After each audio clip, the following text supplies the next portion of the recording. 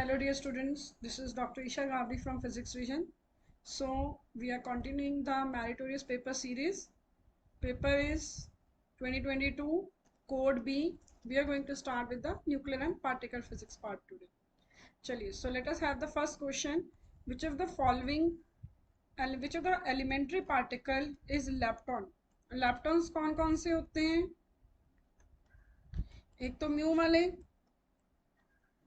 म्यून्स, एक electron positron वाले, और दूसरे यहाँ पे म्यू नेगेटिव भी लिख लीजिए, न्यूट्रिनोस, इलेक्ट्रॉन, इलेक्ट्रॉन का neutrino, tau, tau bar and muon, mu bar, ये लैप्टॉन्स होते हैं. ठीक है, तो इसमें से पूछा इनमें से लैप्टॉन कौन सा है, तो लैप्टॉन्स ये है म्यू मीजॉन्स. चलिए नेक्स्ट चलते हैं. Question number 2. The quarks are supposed to exist in the following number of flavors. 6 quarks होते हैं. याद कैसे रखना है? Cut DSB. क्यों ऐसे याद करवाया है? कट होता है +2/3e, DSB होता है -1/3e. Charm, up, top, down, strange, bottom. आगे चल रहे हैं. अब हम इसका आंसर मार्क कर देते हैं. So they exist in 6 flavours. Question number 3. The strangeness quantum number is conserved in. Strangeness quantum number, सबसे पहले तो स्ट्रेंजनेस होती क्या है? स्ट्रेंज पार्टिकल्स वो पार्टिकल्स होते हैं जो बनते स्ट्रॉन्ग इंटरेक्शन से हैं और डिके होते हैं वीक इंटरेक्शन से. पूरे पार्टिकल फिजिक्स में 2 तरह के पार्टिकल स्ट्रेंज होते हैं, केऑन्स एंड हाइपरॉन्स. केऑन्स मतलब K positive, K zero. Hyperons cascade, sigma series. Order wise चलेंगे. Lambda, sigma series, cascade series and ओम. ठीक है, तो ये सारे जो होते हैं स्ट्रेंज पार्टिकल होते हैं. सो पूछा क्या गया है? Strangeness quantum number is conserved in strong and weak. क्योंकि स्ट्रॉन्ग एंड EM, क्योंकि स्ट्रेंजनेस जो है वो वीक इंट्रैक्शन में कभी भी कंजर्व नहीं होती. आप देख रहे हो इन तीनों ऑप्शंस में वीक आ रहा है, तो ये तीनों ऑप्शंस ही गलत हैं. तो D option is the right answer. Next question number 4. Quark content सबका लिखना बड़े अच्छे से याद करके जाइएगा. ठीक है. अकॉर्डिंग टू क्वार्क मॉडल, यहाँ पे ये गलत प्रिंट हो गए. K positive meson is composed of which of the following. सबसे पहले तो मीजॉन है. मीजॉन्स हमेशा 2 क्वार्क्स के बने होते हैं, और जो बैरियंस होते हैं वो 3 क्वार्क्स के बनते हैं. राइट. सो मीजॉन्स में ये ऑप्शन तो बिल्कुल ही गलत होगी, 3 क्वार्क्स हैं. मैंने आपको पीछे ही बताया कि केऑन्स जो होते हैं स्ट्रेंज पार्टिकल्स होते हैं. राइट. और केऑन्स की जो स्ट्रेंजनेस होती है वो +1 होती है. तो +1 के हिसाब से हमें पूछा किसके बारे में गया है? के पॉजिटिव. तो के पॉजिटिव कैसे बनेगा? तो अभी आपको एक शॉर्टकट मैंने सिखाया था. क्या कि कट होता है 2/3e, DSB होता है -1/3e. मुझे प्लस बनाना है, S तो लाना ही पड़ेगा. S जब +1 होता है तो मतलब S बार यूज करना होता है. ठीक है, तो S बार का मतलब है ये हो गया 1/3e. तो कुछ ऐसा नंबर लेना है जिससे कि साथ में करके टोटल E बन जाए. तो क्यों ना U ले लिया जाए. तो U क्या हो जाएगा? 2/3e. तो बन गया इनको प्लस करके 3/3e मतलब E मतलब 1 positive. So it's answer will be US बार. तो K0 क्या होगा? K0 फिर क्या हो जाएगा? DS बार. क्यों? क्योंकि D होता है -1/3e और ये +1/3e, तो 0. ठीक है, थोड़ा सा माइंड में रख लीजिए कि जो केऑन्स होते हैं इनकी स्ट्रेंजनेस +1 होती है. Next after this answer mark कर दिया हमने. सो इस answer is C. Next, fission fragments are generally radioactive. कोई भी सब्सटेंस रेडियो एक्टिव कब होता है? जब उसमें एक्सेस ऑफ न्यूट्रॉन्स होते हैं, ठीक है। जैसे कि आपको दो एलिमेंट्स, अब आप कार्बन पे ही ले लीजिए, कार्बन दो एग्जिस्ट करता है, 612 और 614। आपको पता है ये वाला रेडियो एक्टिव है, बिल्कुल। क्यों? क्योंकि दोनों में प्रोटॉन देखो 6 हैं, इसमें न्यूट्रॉन 6 हैं, इसमें न्यूट्रॉन कितने हैं? 8 है। तो इसमें क्या है, इस वाले में, इसमें एक्सेस ऑफ न्यूट्रॉन्स है। तो कोई भी, चाहे वो फिजन की बात हो रही है चाहे वो फ्यूजन की हो रही है, रेडियो एक्टिविटी जहां लिखा है ना, वो सिर्फ और सिर्फ इस वजह से होगा जिसमें एक्सेस ऑफ न्यूट्रॉन्स होंगे।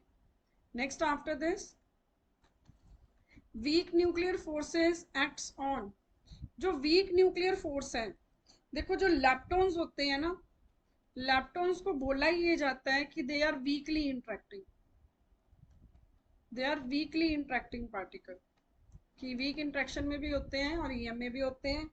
वीक न्यूक्लियर फोर्सेस का मतलब है weak interaction. Weak interaction nucleon electrons में भी होती है और हेड्रॉन्स में भी होती है। इसकी आपको सबसे अच्छी एग्जांपल देते हैं बीटा डीके। बीटा डीके एक ऐसी एग्जांपल है जो कि इलेक्ट्रॉन्स और हेड्रॉन्स को इन्वॉल्व करती है। बीटा डीके कैसे होता है? जब एक प्रोटॉन एक न्यूट्रॉन में चेंज हो रहा है,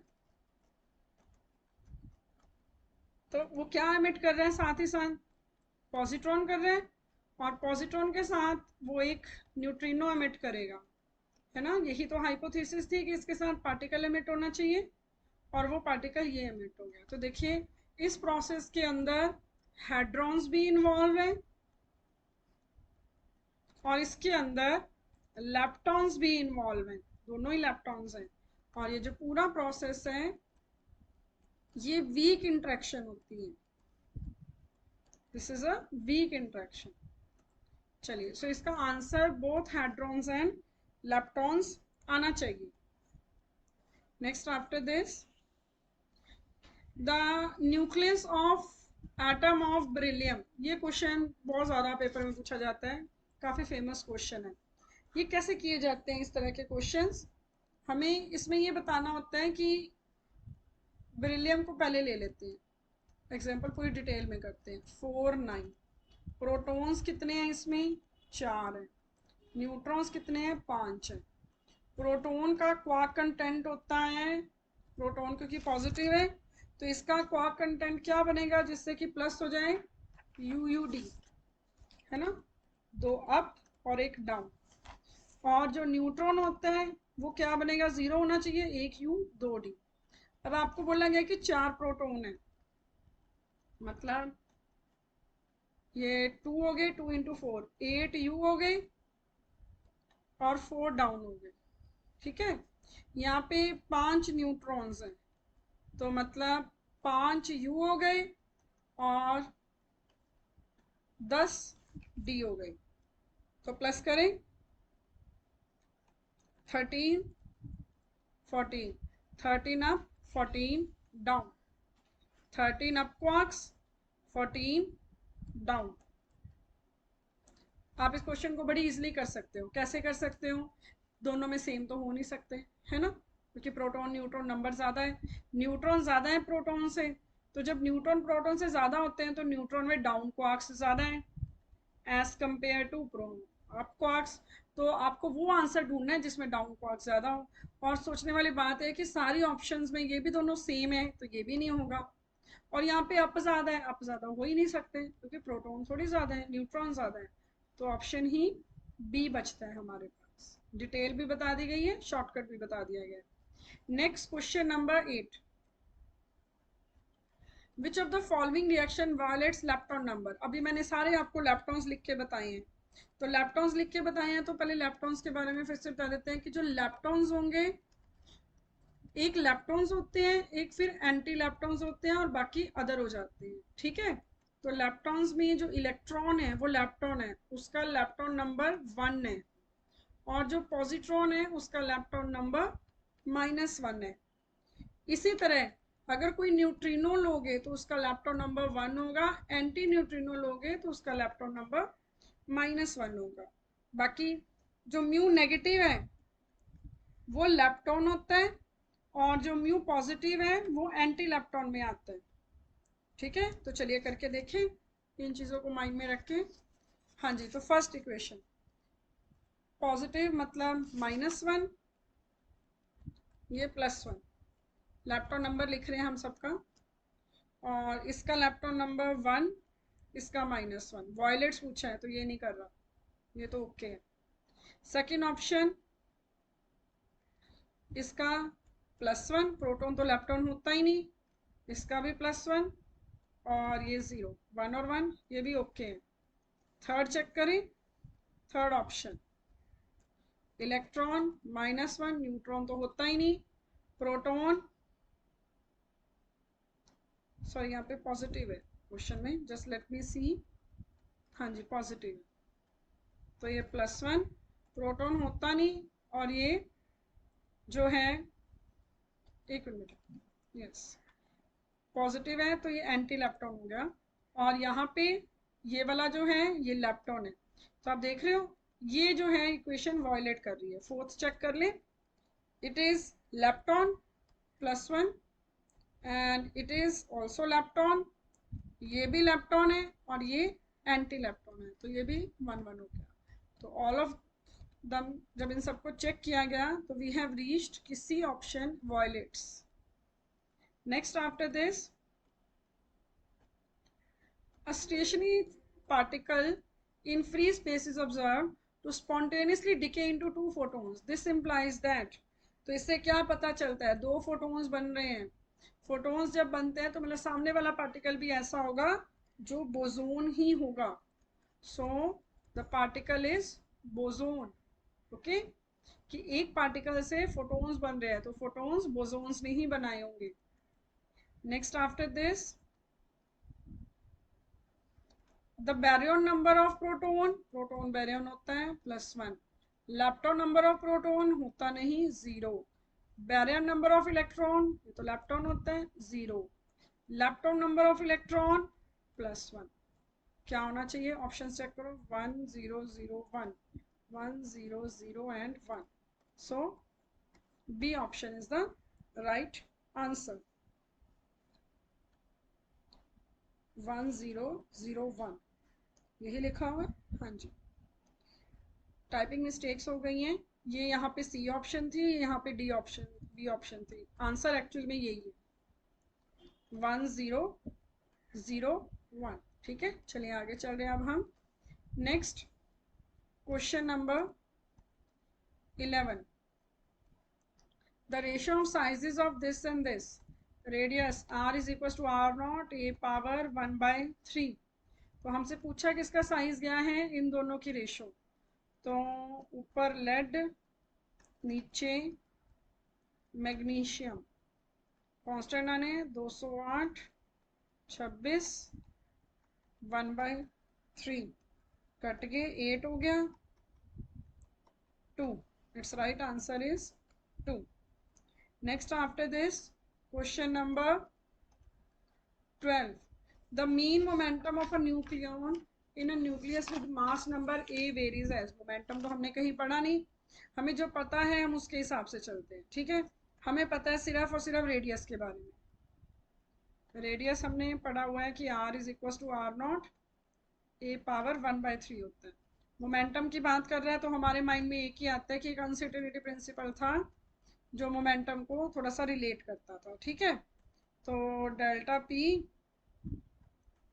h upon delta x, delta x मतलब रेडियस, कि उसके लिए तो अनसर्टेनिटी रेडियस ही होगी, और डेल्टा पी फिर किसके इक्वल आ गया, एच या एच कट किसी को भी ले सकते हैं, डिपेंड्स, कई बार एच कट लिखा होता है कई बार एच लिखा होता है, ए पावर 1/3।